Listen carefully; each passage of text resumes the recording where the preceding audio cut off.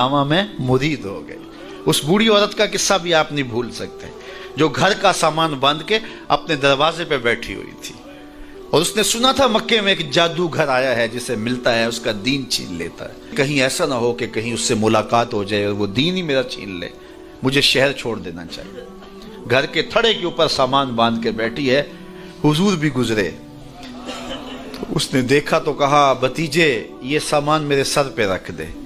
हुजूर ने सामान उठाया, देखा तो बोझल था, वजनी था, और बुढ़िया को देखा तो कमजोर थी। तो कहा कि बुढ़िया अगर चाहो तो जहां चाहती हो मैं खुद न छोड़ा। उसने कहा इससे बड़ी मेहरबानी क्या होगी। हुजूर ने सामान उठाया हुआ है और बुढ़िया से बातें भी करते जा रहे हैं।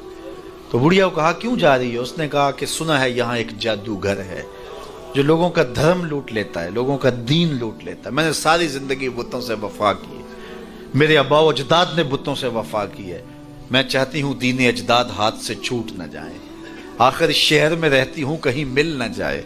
खैर हुजूर ने कुछ नहीं कहा, उसका सामान नहीं फेंक दिया कि ठीक है तुम फिर जाओ। सामान उसका उठाया और जहां तक उसने जाना था सामान पहुंचाया। सामान सुपुर्द करके वापस पलटने लगे तो उसने कहा बच्चे अपना नाम तो बता दे, लोग कहेंगे कि मक्का छोड़ आई हो तो बताऊंगी एक जादूगर के दुख से छोड़ आई हूं। तो वो कितना बुरा भला कहेंगे शहर मक्का को कि जिस मक्का से लोग नकले मकानी करने पे मजबूर हो गए। तो मैं उन्हें ये भी बताऊंगी कि जिस मक्के में जादूगर रहता है इतना अच्छा नौजवान भी रहता है, तो तेरा नाम लिया करूंगी, तेरे कसीदे पढ़ा करूंगी। तो हुजूर अलैहिस्सलाम मुस्करा पड़े, कहा बुढ़िया जिस जादूगर से भाग के आई है वो तेरे सामने खड़ा। उसने कहा सच से आप ही मोहम्मद हैं। हुजूर ने फरमाया नाम मेरा यही है। तो उसने कहा फिर आपका जादू मेरे पे चल गया है। अल्लाह अकबर, तेरी तक के अदामा में मुरीद हो गए। लोगों की खिदमत करें, बूढ़ों के काम आए, दुखियों के काम आए, मुसीबत ज़दा के काम आए। हुजूर यतीम हो के यतीम परवर थे, लाचारों की मदद करते, लोगों के घरों में पानी भर के दे देते और दुखियों के काम आ जाते और मुसीबत ज़दों के काम आ जाते। तो हुजूर से प्यार करने वालों, उम्मत में आपस में हस्द ना फैलाओ, बुग़्ज़ ना करो, नफरतों के पहाड़ खड़े ना करो, एक दूसरे से प्यार करो, जुड़ो, उम्मत वाहदा बने और अपने माहौल को, अपनी मुआशरत को एक खूबसूरत मुआशरत का रंग दो और अपनी ज़िंदगी को हुजूर के नाम कर दो। हुजूर अलैहिस्सलाम की मोहब्बत से मुआशरे के दुख जो हैं वो समेटे जा सकते हैं। आका करीम अलैहिस्सलाम ने मोहब्बत से ही मुआशरत को जो है वो अपने करीब किया और लोग ईमान की दौलत से माला माल हो गए। वो एक बच्चा आया ना अपनी माँ के लिए लिबास लेने के लिए, और पहले वो गया अपने चचा के पास, उसकी माँ बेवा थी और उसका लिबास फट गया था और वो अपने चचा के पास गया तो उसने दुत्कार दिया। माँ ने उसको रोका था बेटा ना जाना, लेकिन उसने कहा कि तेरे बदन के ऊपर जो लिबास है वो भी फट गया है और जगह जगह से जिस्म झलक रहा है, तो मैं अपने चचा से आपके लिए लिबास लेके आता हूँ। फिर जो रवैया उसने इख्तियार किया तो वापस रोता हुआ आ रहा था। तो किसी ने रास्ते ने पूछा कि क्या माजरा हुआ। उसने कहा चचा के पास गया था माँ के लिए लिबास लेने, उसने तो ला के भेज दिया।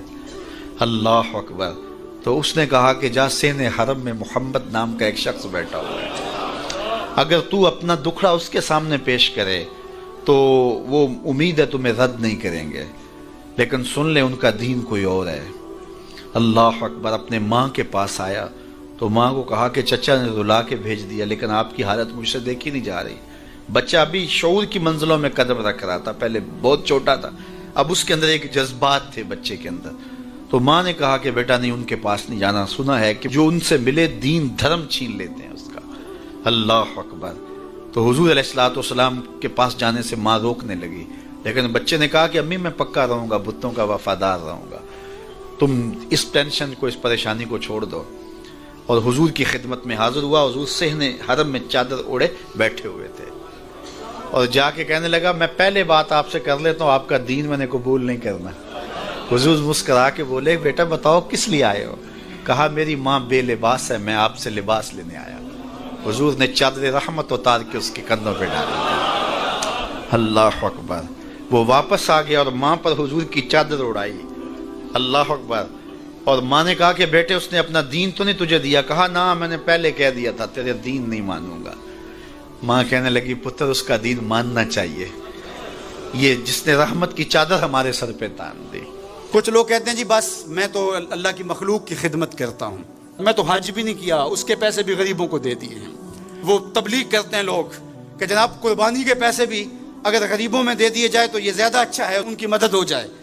تو وہ اس خدمت خلق میں اتنا غلو کر جاتے ہیں کہ وہ اسلام کے شعار کا مذاق اڑانے لگ جاتے ہیں، اور جو عبادت والے ہیں انہیں ہمسائے کو دیکھنے کا موقع بھی نہیں ملتا۔ اور آپ جانتے ہیں کہ جب ایک بستی کو برباد کرنے کا حکم دیا گیا تو کہا کہ یہاں تو ایک شخص رہتا ہے جس کا سر سجدے سے اٹھتا ہی نہیں۔ کہا میرے بندوں کے اوپر قیامتیں ٹوٹیں اور ان کے اوپر ظلم اور جبر کے پہرے ہوں، اور اس کے ماتھے پہ شکن نہیں آتا، اس کے سمیت ہی بستی کو لٹ کے رکھ دو۔ یار عبادت کرتے ہو لیکن ہمسایوں کا خیال بھی رکھو۔ میرے حضور علیہ الصلوۃ والسلام نے لعاب پھینکا نا تو صحابہ نے اپنے ہاتھوں پہ لے کے اپنے منہ پہ مل لیا۔ آپ نے عشق اور محبت کی لوک داستانیں بڑی سنی ہوں گی، لوگوں نے نہریں بھی کھودی، لوگوں نے محبوبوں کے لیے کیا کچھ نہیں کیا، لیکن آج تک آپ کو ایسا نہیں ملا ہوگا کسی محب نے محبوب کا لعاب بھی چاٹا ہو۔ کائنات میں یہ انوکھا باب ہے۔ تو حضور علیہ الصلوۃ والسلام نے فرمایا کہ تمہیں اس چیز پر کس نے ابھارا کہ میرا لعاب بھی اپنے چہروں پہ مل رہے ہو؟ تو انہوں نے کہا اللہ اور اس کے رسول کی محبت نے۔ تو میرے حضور نے اس کی نفی نہیں کی، لیکن ساتھ ہی فرمایا اگر کوئی چاہتا ہے کہ اللہ اور اس کے رسول سے محبت کرے اور اللہ اور اس کا رسول اس سے محبت کرے تو وہ ہمسایوں کے حقوق کا خیال رکھے۔ یعنی تمہارا یہ پہلو بھی، تم عاشق رسول بھی ہو لیکن ہمسایوں کا بھی تو خیال رکھو۔ تمہارے گھر پہ جھنڈا تو لگا ہے حضور کے میلاد کا، لیکن اگر ہمسایوں کے گھر میں اندھیرا ہے تو یار اپنے گھر میں اس سال اگر چراغاں نہیں کر سکے، غریب ہمسائے کا میٹر کٹ گیا اس کا بل دے دو، آمنہ کا لال زیادہ خوش ہوگا، میلاد والا رسول زیادہ خوش ہوگا۔ اس لیے دونوں پلڑے برابر رکھو، نہ تو عبادات کے زعم میں تم خدمت خلق کو اور ہمسایوں کے حقوق کو، رشتہ داروں کے حقوق کو بھول جاؤ، اور نہ یہ کہ تم خدمت خلق کے نام پہ عبادات کا مذاق اڑانے لگو۔ وَكَذَلِكَ جَعَلْنَاكُمْ أُمَّةً وَسَطًا۔ ادارت المصطفیٰ دونوں بازوؤں کے ساتھ اڑنے کی فکر رکھتا ہے، اور امت وسط کے مزاج کو لوگوں میں راسخ کرنا شروع ہوتا ہے۔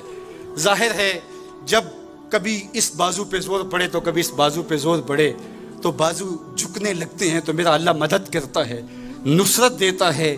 تو کبھی ہمارے کسی بازو پہ فتویٰ بھی آ کے جو ہے وہ زور ڈالتا ہے، کبھی کسی فتوے کا میزائل لگتا ہے، لیکن ہم تو بلے شاہ کی بولی میں کہتے ہیں بلیا لوکی تینوں کافر کافر آکھن تو آہو آہو آکھ۔ ہمارا کام الجھنا تھوڑا ہے، ہم نے تو آگے بڑھتے ہی چلے جانا ہے، اور ہماری منزل تو مدینہ ہے، ہم نے تو اس کی طرف عازم سفر رہنا ہے۔